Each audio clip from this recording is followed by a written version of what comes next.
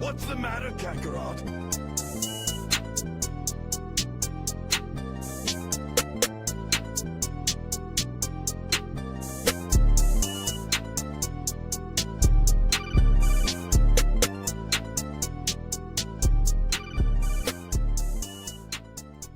Good morning and welcome to another Sunday service with the Blerd Church of Anime.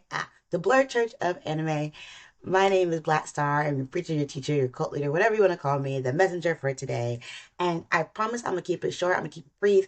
It is Memorial Day weekend, so I feel like people are doing other things if you're going to listen to this. So I'm trying to see if I can keep this under 20 minutes. All right? All right. Time me. Let's go. So I hope you had a great week. I thought this week went pretty well for me. I thought this weekend was going to be super freaking slow, that I was just going to marathon the last season of My Hero Academia. And then life was like, no, you have things to do because you're going to be busy all of June. So I had like 3 rehearsals this weekend, which was crazy, including stuff planned for Memorial Day. So much for my sitting at home watching anime all day. Gonna have to find another time to do that because wasn't prepared. But that's not a bad thing. It is just a thing that has happened. I hope, though, that you had already had your week planned out last week and that you had a great week. If you did not have a good week, you know what we say around here? F last week.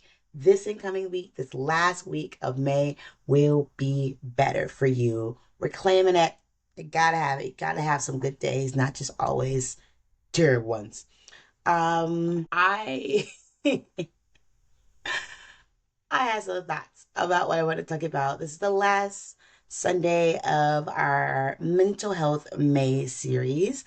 And I realized that's a lot of trauma and kids and stuff. And I was like, I want to make it more lighthearted. And then I started thinking about all the lighthearted animes that I watch when I'm feeling And y'all didn't give me a lot of good suggestions either. Like, okay, whatever. I'm not blaming y'all. But in the end, I was thinking about what does it mean to like stay calm when life is throwing you a bunch of stuff? And I came up with Mob Psycho 100. I don't know why. I don't. This might be for somebody out there, but Mob Psycho 100. If you haven't seen Mob Psycho 100, let me tell you a little bit about it. All right, so I pretty much got on it from anime. It's a manga, very well considered web manga series, but it is basically about this middle school boy named Mob. And Mob is you people say average, not super stand out, anything about him, just very like whatever. I think it was his real name. His real name was like Shigeo. Shigio's like Kakeyama, whatever. Anyway, everyone calls him Mob, this is his nickname. And he seems like a really flawed person. And then you find out, oh boy got like immense psychic power. Oh boy is one of the most powerful psychics in the world. So, this could be a lot for middle schoolers. So, in order to control his power, he constantly represses his emotions, keeps a very blank face, keep very like monotone, and has trouble expressing himself. So he goes to another psychic to kind of help him, as really smart kid would do. You see that you're having problems with your psychic powers, go to another psychic who could probably help you. So he's working as an assistant to this man named Reagan. The problem is Reagan is not a real psychic; he's a con man. But Reagan being a con man is probably the best person to be helping Mob, because boy does he drop some gems. He can read people pretty well, but he also uses Mob to like confront psychic issues that like, because it's psychic people call him for like issues and want him to do stuff or like get rid of ghosts or whatever, and he's like, oh, my sister don't do that. It's like Mob is like this wonderful thing to just drop into his lap. But yeah, so pretty much Mob is this kid trying to do everyday stuff, a little bit of comedy, tons of supernatural action in it. I'm gonna be honest, I got into Mob in a really weird way where I started in second season because I was like watching over someone's shoulder, kind of like one of my ex partners was watching Mob. It was second season was on, and they would turn it on, and I just like watch an episode. And a lot of the first episodes of second season, it's just day-to-day stuff. Mob like training for a marathon. Like it's just whatever. And I really loved it because like Mob seems so like earnest. He just this guy that wants to one day confess to his crush and not blow up the world. He joins like this bodybuilding club because he thinks he'll like it'll help him be more well-rounded person. It's really cute. And also that club is like the best. Like I don't know. The Body Improvement Club is probably the one of the best side characteristics like ever got. Like he to improve himself as a person, he joins the Body Improvement Club. Um, and there's just he's a little skinny kid with these like bodybuilding. It's so freaking wholesome. Okay, but of course, in any kind of these series, what makes it really popular isn't that like he gets to do all of these, just want to be a normal kid. There's all these things that keep coming through that pushing him to use his abilities. And he also knows that if he uses his abilities, it could cause really big trouble. Um, and so what they call Mob Psycho 100 is because he's trying really hard never to get to 100% of his abilities. 100% blow up the world kind of deal, you know? So why I'm talking about Mob today is I mean, I could have talked about Mob as like the essential crash out. Although I don't think Mob ever truly crashes out. I think Mob is pushed to have to use his powers to save people, to save things, to stop really bad things from happening. There's tons of other ESPers who are like doing these things, trying to take over the town, city, whatever, Japan, blah, blah, blah. Um, but what I do really like is that Mob is somebody who when he's somebody who's constantly trying to not get pushed beyond his limit. He's someone who's taking just always regulating himself to the nth degree. Um, and it's really interesting because like Mob knows that he has like Mob is such a mature middle schooler where he knows, okay, I have these powers. It's really hard for me to keep these powers under control. I have to like keep I can't be a child in the way where I want to throw a tantrum or do all these things. It's very autistic coded where like he doesn't understand social cues. Um, he tends to look like he's very dull, but that's him again suppressing his emotions. And he really thinks his powers are unnecessary. So he doesn't want to use them in everyday life. He doesn't use them to, like make things easier. He's just trying to get through the world as regular of a human being as he possibly can. And the people who know about his powers, like Reagan and his brother, um, they are also like, "You're so cool. You do all this stuff." And Mob doesn't think his powers make him cool. Mob thinks I can just work on myself and be a cool, regular person, which is why he joins the Body Improvement Club. I honestly think Mob is such a great like role model character. Not just because they're strong, powerful, psychic abilities, but because the psychic abilities, even though it controls a lot of his life and the reason why he is who he is, he tries to not make that the standout piece of him, which I really love. I think people with a lot of special abilities, talents, or whatnot, sometimes that can become who you are when people see you or talk about you. Oh, you're the valedictorian, or you're that really like great piano player, or oh my gosh, you're so this, that, and the other. You're gonna go to the NFL one day. You're the top, sports player.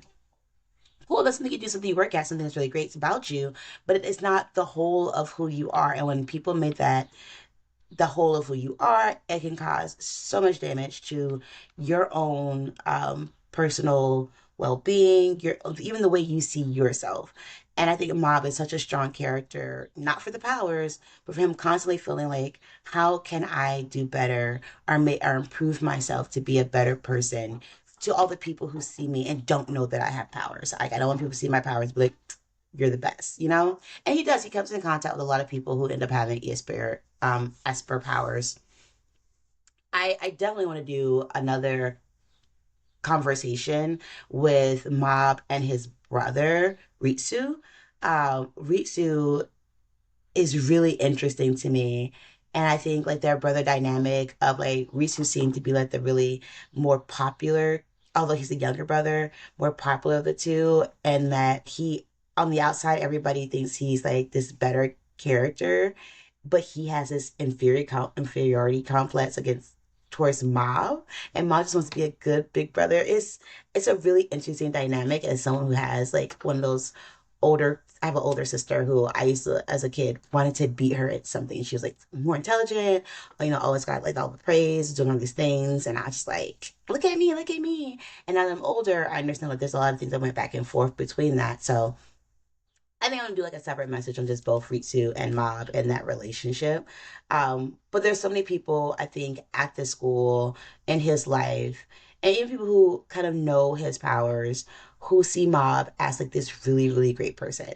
And then the stuff comes, people push him to the limits, and then Mob has to use his powers. Again, we're trying to not get to 100% because the world could blow up. Um, and that doesn't, and then most times he doesn't have to use 100% of his powers. But this is criminal organization called Claw that is gathering Esper, showing his second power. He's doing all types of stuff. And they seem to be the main antagonists. And they initially, really do push Mob to a point where it's very dangerous. And one thing I do love about Mob is even after he's saved the town, saved the person, saved whatever, and he's used, a significant piece of his power, he he never gets this like, well, I'm the big bag now, or he never becomes like the Superman where I'm the savior of everybody. He's just like, okay, I do need to be done. Can we get back to normal, please? Can we ever get that I ever have powers? Can we get back to me? Just, again, training to run this marathon so I can confess to my crush. It's just so freaking wholesome. And what does that mean for us? Because again, I said I wasn't going to make this long-winded, and I'm already at my halfway mark. What this means for us is, I think again, I think we all have talents. I don't think anybody is a waste of space. I don't think anybody is here just randomly. I think we all have purposes. I also believe that people should find their purpose, find what they're good at, find their special talents, but don't make that the only thing that's interesting about you.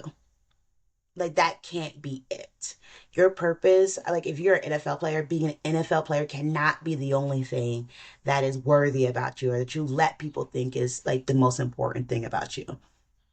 I think about Shaq. Like Shaq as an NBA player has done a million things, and even after you know um, retiring from basketball, sure, he becomes like a commenter because that's what they do for big sports legends and figures, whatever.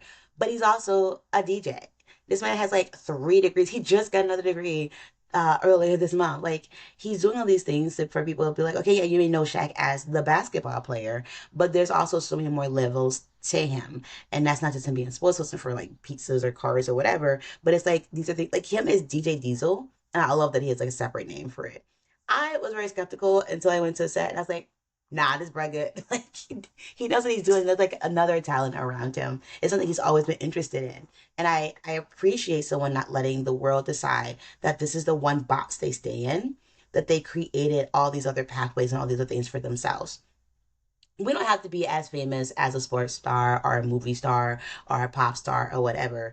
There are so many more multitudes to us, and there are so many ways that we can be like, okay, that's one part of me, the psychic powers, whatever, but there's so much many more things I can be improving myself on and being better. And I think mentally and our mental health in our day to day, that's helpful. Because what happens when those things get taken away from us? What happens to the athlete that can no longer play or perform or gets cut off from a level because of a major injury? What happens to an artist when, they're no longer able to do their art? What happens to the person in school who was told they were gifted and so smart and then they fail for the first time academically and they lose their ever loving stuff? And we know there is so much more to us than the one thing that people have placed on us or told us is like the good thing that we can do. I think it makes us more resilient and stronger, and also helps us keep our head from believing that we should take over everything, because sometimes when you're really good at some stuff you think you should take over everything, and that is not true. That's not how we do this. I think when you think about egos run unchecked, you get a lot of the leaders that we're having to deal with in a few countries out there. I'm gonna list mine, US. But not just there. A lot of other people are folk who for whatever reason, are like screaming for people to acknowledge them. And then once they get acknowledged, that ego gets ridiculous and they can't take any type of criticism. They can't take any type of correction. They don't have any other like hobbies to go do that over there. Like, ugh, just sit here and ruin our lives because they're so freaking insecure. And I'm not saying that insecurity is a terrible thing. I think we all have places where we're insecure. I mean, again, looking at Ritsu, my little brother, everyone thinks he's like prince of the school level type of kid. Good looking, really smart, seventh grade on the student council, all these things. They think Mob is gloomy. But here Ritsu has his like he's insecure when he getting compared to his brother because he doesn't have powers. Like this a whole that's a whole storyline, right?